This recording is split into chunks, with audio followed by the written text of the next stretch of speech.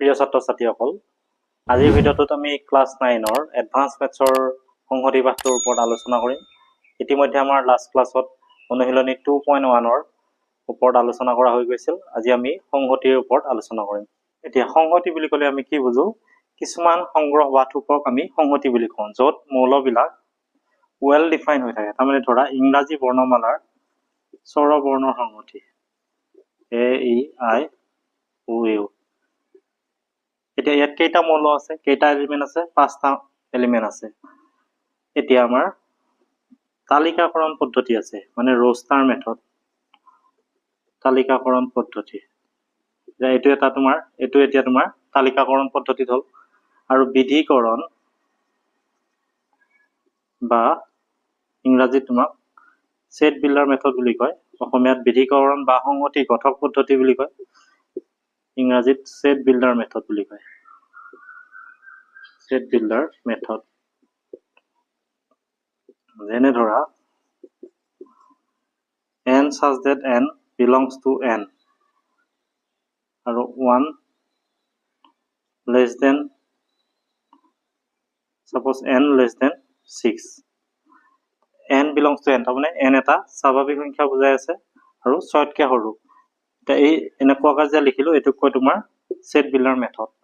তাৰপিছত আহিব তোমাৰ সাবসেট বা উপসংহতি। এতিয়া উপসংহতি বুলি ক'লে আমি এই যে সাবসেট অফ বি যদি হয়, যদিহে ইয়াৰ প্ৰতিটো মৌল বিত যদি থাকে, তেতিয়াহ'লে এই যে সাবসেট অফ বি বুলি কয়। বা ওলোটাকে B is superset of A বুলি কয়। এতিয়া ঘাত সংহতি বুলি ক'লে সাপোজ এ ইকুৱেল টু আমাৰ 1 2 3, ইয়াৰ যদি আমি ঘাত সংহতিটো লিখো পি অফ এ, কি হ'ব? 1 টো আমি 1 হ'ব, 2 হ'ব, 3 হ'ব, তাৰপিছত 1 2, তাৰপিছত 2 3 হ'ব, তাৰপিছত 1 2 3 একেলগে হ'ব। আৰু ফাই নিজে এটা উপসংহতি হয়। কেইটা হ'ল? 1 2 3 4 5 6 7 আৰু 1 3 টো 1 3 এটা হ'ব, 8টা হ'ব। 1 2 3 4 5 6 7 8টা, তাৰমানে 2 টু দি পাৱাৰ এৰে বুজায়। তাৰমানে ইয়াত 3টা এলিমেন্ট হ'লে 2 কিউব, মানে 8টা থাকিব ঘাত সংহতিত। তাৰপিছত তোমাৰ এই যে সাবসেট অফ বি যদি হয় আৰু বি নট ইকুৱেল টু যদি এ হয়, তেতিয়াহ'লে আমাক কি বুলি কয়? সেইটো A is a proper subset of B বুলি কয়। আৰু সেইটোক আমি এনেকৈ লিখো A is proper subset of B. অৰ্থাৎ বিত এনেকুৱা এটা মৌল আছে যিটো নেকি ইয়াত নাই। যেনে ধৰা আমি এ বি চি ডি যদি ইয়াত থাকে, প্ৰপাৰ সাবসেট অফ বি, সেইটো তোমাৰ এনেকৈ এটা বেছিকে থাকিব ধৰা, যিটো নেকি ইয়াত নাই। এতিয়া এইখিনি বুজি পালা? এতিয়া আমি অনুশীলনী 2.2ৰ ওপৰত আলোচনা কৰিম। অনুশীলনী 2.2ত আছে আমাৰ তালিকাকৰণ আৰু সংহতি গঠক দুয়ো পদ্ধতিত তলৰ সংহতিবোৰ প্ৰকাশ কৰা। এতিয়া এটো আছে আমাৰ যুগ্ম মৌলিক সংখ্যাৰ সংহতি। আমি ধৰি লম লেট এ ইকুৱেল টু যুগ্ম মৌলিক সংখ্যাৰ সংহতি। এতিয়া তালিকাকৰণ মানে ৰোস্টাৰ পদ্ধতিত কেনেকুৱা হ'ব? তালিকাকৰণ পদ্ধতিত যুগ্ম মৌলিক সংখ্যা এটাই আছে 2, তাৰমানে মৌলিক সংখ্যা আমাৰ 2 3 5 হয়নে? এতিয়া যুগ্ম অকল 2 আছে, অৰ্থাৎ ইয়াৰ মৌল এটাই আছে। আৰু সংহতি গঠক মানে বিধিকৰণ সেট বিল্ডাৰ মেথডত কেনেকুৱা হ'ব? সংহতি গঠক পদ্ধতিত এ ইকুৱেল টু আমি এনেকৈ লিখিম x such that x এটা যুগ্ম মৌলিক সংখ্যা x greater than 0। এতিয়া এটো হ'ল b2 চাবা, b2 আছে 4 আৰু 20ৰ মাজত থকা অযুগ্ম সংখ্যাৰ সংহতি। আমি ধৰি লম লেট a ইকুৱেল টু 4 আৰু 20ৰ মাজত থকা অযুগ্ম সংখ্যাৰ সংহতি, এনেকৈ লিখিবা। এতিয়া তালিকাকৰণত কেনেকুৱা হ'ব? আমাৰ তালিকাকৰণ পদ্ধতি ইয়াত হ'ব আমাৰ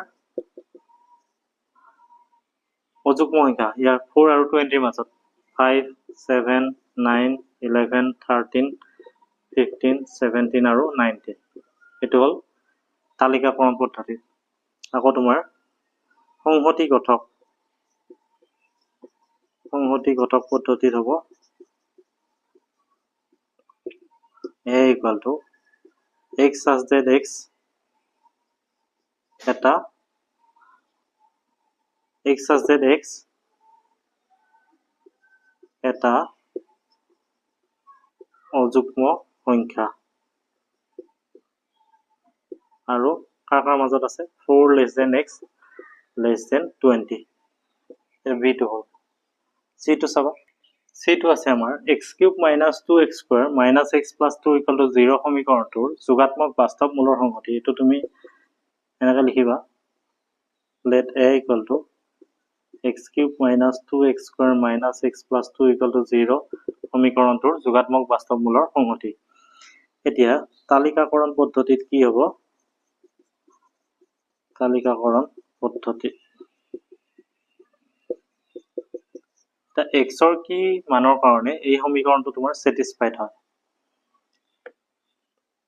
চাবা তাহলে p of x equal to যদি আমি এনেকা লিখো x cube minus 2x square minus x plus 2 1 বহালে 1 cube minus 2 into 1 square minus 1 plus 2 1 cube 1 square মানে 1 into 2 মানে তোমাৰ minus 2 হ'ব এটো 1 plus 2 তাহলে এটো 1 কাটা গল minus 2 plus 2 কাটা গল 0 তাহলে এটা 1 ৰ কাৰণে হৈছে আকৌ minus 1 ত হ'ব নেকি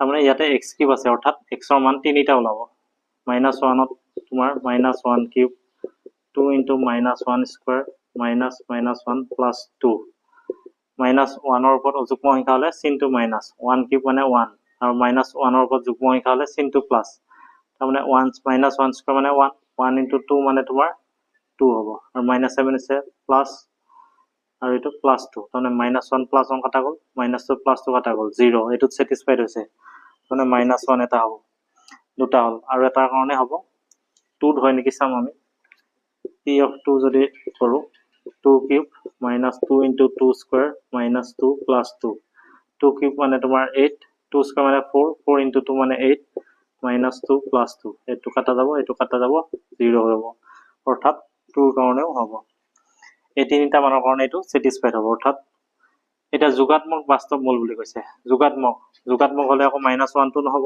তাহলে 1 আৰু 2 এ হ'ব অকল 1 আৰু 2 এতিয়া এটো তালিকাকৰণ পদ্ধতিত হল আৰু সংহতি গঠক পদ্ধতিত কেনেকুৱা হ'ব সংহতি গঠক পদ্ধতিত আমি এনেকা লিখিম x equal to x such that x cube minus 2x square minus x plus 2 equal to 0 যোগাত্মক বাস্তৱ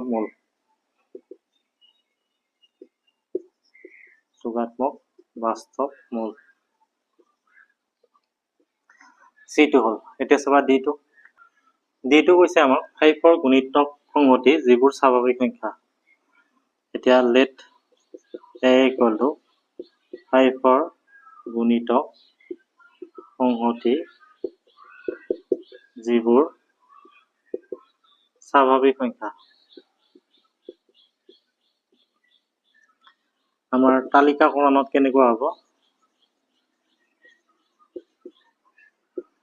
তালিকাকৰণ ইংৰাজীত roster method বুলি কয় এটো একেবাৰে সহজ তোমাৰ 5 ৰ গুণিতক 5 * 5 5 * 10 5 × 3 = 15 5 × 4 = 20 এনেকৈ গৈ থাকিব আৰু এটো এটা অসীম সংহতি শেষ নহয় মানে আৰু সংহতি গঠক পদ্ধতি এটোত কেনেকুৱা হ'ব x such that x 5 ৰে বিভাজ্য মানে গুণিতক বিলাক 5 ৰে বিভাজ্য হ'ব আৰু স্বাভাৱিক সংখ্যা মানে x greater than 0 এটো হল d টো হল e টো চাবা e টো কৈছে আমাৰ অখণ্ড সংখ্যাৰ সংহতি যাৰ বৰ্গ 64 তকৈ সৰু এটো আমি ধৰি ললো let a equal to অখণ্ড সংখ্যাৰ সংহতি যাৰ বৰ্গ 64তকৈ সৰু। এতিয়া তালিকাকৰণ পদ্ধতি ইয়াত কেনেকুৱা হ'ব a equal to অখণ্ড সংখ্যা তোমাৰ 0 1 2 3 -1 -2 এইবিলাক তাৰমানে 0 বৰ্গ কৰিলে কিমান হ'ব 0 হ'ব 1 ক স্কয়াৰ কৰিলে 1 2 কৰিলে 2 স্কয়াৰ কৰিলে তোমাৰ 4 ঠিক তেনেকুৱা 3 4 5 6 7 64তকৈ সৰু বুলি কৈছে 8 গুণ 64 হ'ব গতিকে 8টো নহয় আকৌ তোমাৰ -1 ক স্কয়াৰ কৰিলেও তোমাৰ 1 হ'ব -2 ক স্কয়াৰ কৰিলেও 4 পাম গতিকে এটো প্লাস মাইনাস চিন দিয়া প্লাস মাইনাস 2 প্লাস মাইনাস 3 তাৰমানে প্লাস আৰু মাইনাস দুইটা হ'ব তাৰ পিছত তোমাৰ সংহতি গঠক পদ্ধতিত